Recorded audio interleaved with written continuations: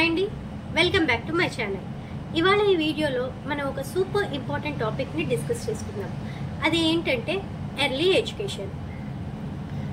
మీరు new parents అయినా లేకపోతే ఈ పేరెంటింగ్ జర్నీలో ఉన్నా ఈ ఎర్లీ ఎడ్యుకేషన్ గురించి తెలుసుకోవడం అనేది మీకు ఒక మంచి గేమ్ చేంజర్ లాంటిది. మీరు మీ పిల్లలకి కిక్ స్టార్ట్ ఇన్ లైఫ్ ఇవ్వాలి అనుకుంటున్నారా? అయితే ఈ వీడియో మీకు చాలా హెల్ప్ఫుల్గా ఉంటుంది. సో మిస్ కాకుండా ఈ వీడియోని చివరి వరకు చూడండి. అసలు ఫస్ట్ ఈ ఎర్లీ ఎడ్యుకేషన్ అంటే ఏంటి? దాని నేమ్లోనే ఉందండి, ఎర్లీ ఎడ్యుకేషన్. పిల్లలకి ఎంత ఎర్లీగా మనం ఎడ్యుకేషన్ అనేది వాళ్ళకి ఇవ్వగలము, దాన్నే మనం ఎర్లీ ఎడ్యుకేషన్ అంటాము. For example, as early as possible పిల్లలకి సమ్ మంత్స్ నుంచి కూడా మనం ఈ ఎడ్యుకేషన్ అనేది ఇవ్వచ్చు.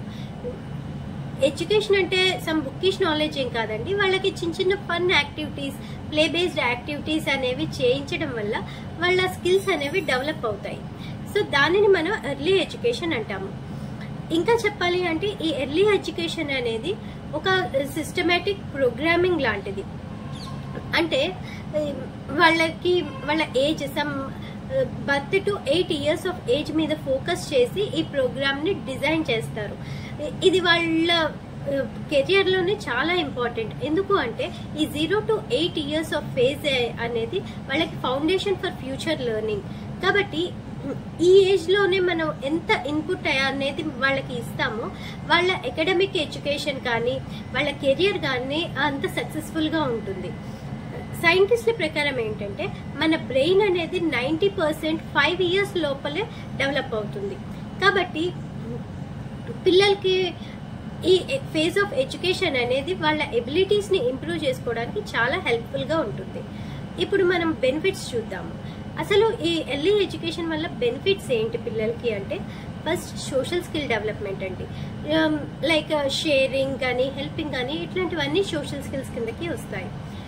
ఫర్ ఎగ్జాంపుల్, మనం ఇప్పుడు ప్లే స్కూల్ని తీసుకుంటే ఈ ప్లే స్కూల్స్లో ఏంటంటే పిల్లల్ని చిన్న చిన్న గ్రూప్స్గా డివైడ్ చేసి యాక్టివిటీస్ చేయిస్తారు. ఇలా చేయించడం వల్ల ఈ గ్రూప్స్ అనేవి డివైడ్ చేయడం వల్ల వాళ్ళకి ఇంటరాక్షన్ అండ్ స్కిల్స్ పెరుగుతాయి, షేరింగ్ కెపాసిటీ పెరుగుతుంది, తర్వాత వాళ్ళ కమ్యూనికేషన్ అనేది పెరుగుతుంది. సో ఇలాంటి ఎబిలిటీస్ అన్నీ కూడా వాళ్ళకి డెవలప్ అవుతాయి అన్నమాట. Next cognitive skills. ఈ కాగ్నేటివ్ స్కిల్స్ లో క్రిటికల్ రీజనింగ్, అనలిటికల్ స్కిల్స్, తర్వాత ప్రాబ్లమ్ సాల్వింగ్ స్కిల్స్, ఇవన్నీ కూడా కాగ్నేటివ్ స్కిల్స్ అన్నమాట. ఇవి ఎలా డెవలప్ అవుతాయి అంటే, జనరల్ గా ప్లే స్కూల్స్ లో వాళ్ళకి యాక్టివిటీస్ అనేవి some object recognition, object sorting through sizes, shapes, colours, ఇట్లాంటి ఫన్ యాక్టివిటీస్ చేయిస్తారు. వీటి వల్ల ఏంటంటే వాళ్ళకి కేటగిరైజేషన్ టెక్నిక్స్ అనేవి డెవలప్ అవుతాయి. ఇవి వాళ్ళ ఫ్యూచర్ లో మ్యాథ్స్ అండ్ సైన్స్ స్కిల్స్ ని ఇంప్రూవ్ చేయడానికి చాలా హెల్ప్ఫుల్ గా ఉంటాయి. సో ఇట్లాంటి గేమ్స్ ఆడించడం వల్ల వాళ్ళకి ఏంటంటే ప్రాబ్లమ్ సాల్వింగ్ అనేది, క్రిటికల్ థింకింగ్ ఎబిలిటీస్ అనేవి డెవలప్ అవుతాయి. ఐన్స్టైన్ ప్రకారం ప్లే అనేది ఒక హైయెస్ట్ ఫార్మ్ ఆఫ్ రీసెర్చ్. కాబట్టి ఈ ప్లే బేస్డ్ లెర్నింగ్ అనేది పిల్లల్లో చాలా ఇంపార్టెంట్ అండి. నెక్స్ట్ వచ్చేసి ఎమోషనల్ గ్రోత్. పిల్లలు వాళ్ళ ఎమోషన్స్ ని హ్యాండిల్ చేయడం అనేది చాలా బాగా నేర్చుకుంటారు. మనం జనరల్ గా పిల్లల్ని ఫస్ట్ టైం స్కూల్లో వదిలి వెళ్ళినప్పుడు వాళ్ళ ఏడుస్తూనే ఉంటారు, కానీ వాళ్ళు నెమ్మదిగా దానికి అలవాటు పడతారు. ఇది ఎలా అంటే వాళ్ళలో అండర్స్టాండింగ్ క్యాపబిలిటీస్ అనేవి ఇంప్రూవ్ అవుతాయి. దాని ద్వారా వాళ్ళ ఎమోషన్స్ ని కంట్రోల్ చేసుకోగలుగుతారు. మనం ఫర్ ఎగ్జాంపుల్, మనం స్కూల్లో దింపి వెళ్ళాక కొంత టైం పోయాక మళ్ళీ మమ్మీ వచ్చి పికప్ చేసుకుంటుంది, డాడీ వచ్చి పికప్ చేసుకుంటారు. ఇలా వాళ్ళు అర్థం చేసుకోగలుగుతారు కొన్ని డేస్ పాస్ అయ్యే కొద్దీ. సో అదేంటంటే వాళ్ళు ఆ ఎన్వైరన్మెంట్ కి అలవాటు పడతారు. వాళ్ళ ఎమోషన్స్ ని కూడా ఇలా వాళ్ళు కంట్రోల్ చేసుకోగలుగుతారు. కాబట్టి ఈ యాజ్ ఎర్లీ యాజ్ పాసిబుల్ మనం వాళ్ళకి ఈ స్కూల్ ఎన్వైరన్మెంట్ అనేది కనుక అలవాటు చేస్తే వాళ్ళకి చాలా బెనిఫిట్ అవుతుంది. లేకపోతే వాళ్ళ అకాడమిక్ ఎడ్యుకేషన్ స్టార్ట్ అయ్యేది సమ్ ఎల్కేజీ, యూకేజీ ఈ టైం అప్పుడు మనం స్టార్ట్ చేస్తే ఏమవుతుందంటే వాళ్ళు స్కూల్ ఎన్వైరన్మెంట్ కి అలవాటు పడటానికి మనకి హాఫ్ ఆఫ్ ద టైం అనేది తీసుకుంటారు.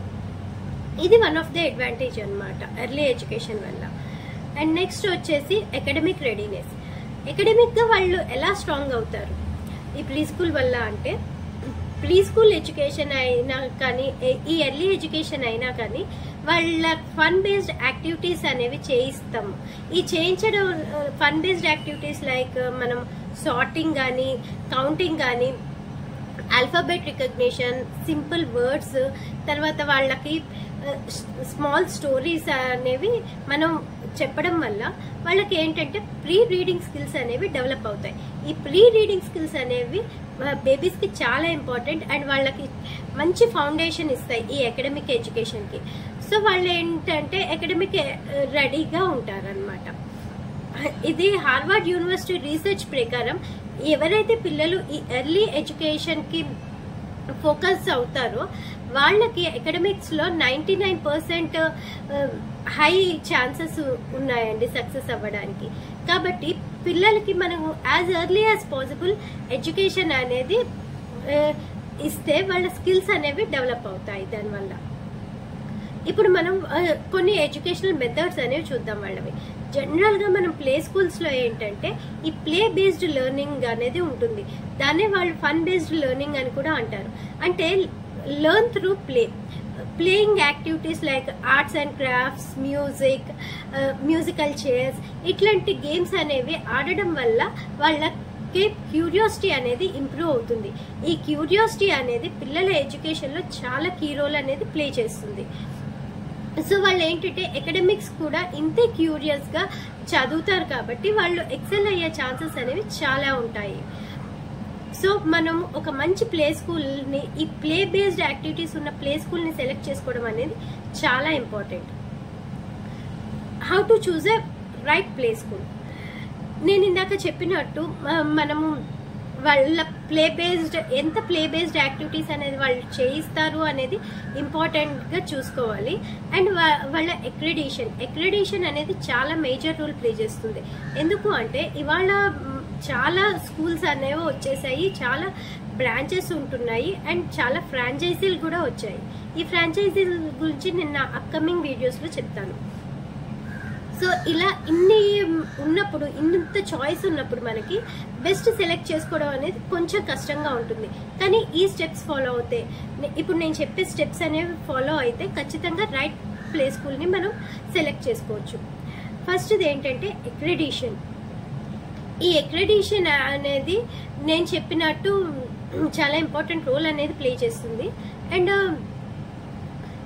మానిటరింగ్ స్కూల్ ఏదైతే ఉందో, ఏదైతే ఈ బ్రాంచెస్కి కానీ ఈ ఫ్రాంచైజీస్ కానీ టైఅప్ ఉందో వాళ్ళ కరికులం ఎలా డిజైన్ చేశారో, ఈ స్కూల్స్ అనేవి దాన్ని ఎంత బెస్ట్గా ఫాలో అవుతున్నారు ఈ కరికులంని అనేది చూసుకోవడం అనేది చాలా ఇంపార్టెంట్.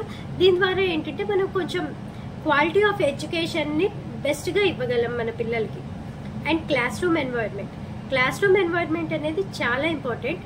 ఎందుకంటే ఈ క్లాస్ రూమ్స్ అనేవి అట్లీస్ట్ మనం ఒక్కసారైనా విజిట్ చేయండి. పిల్లల్ని జాయిన్ చేసే ముందైనా, జాయిన్ చేశాకైనా ఒక్కసారైనా విజిట్ చేయడం అనేది ఇంపార్టెంట్.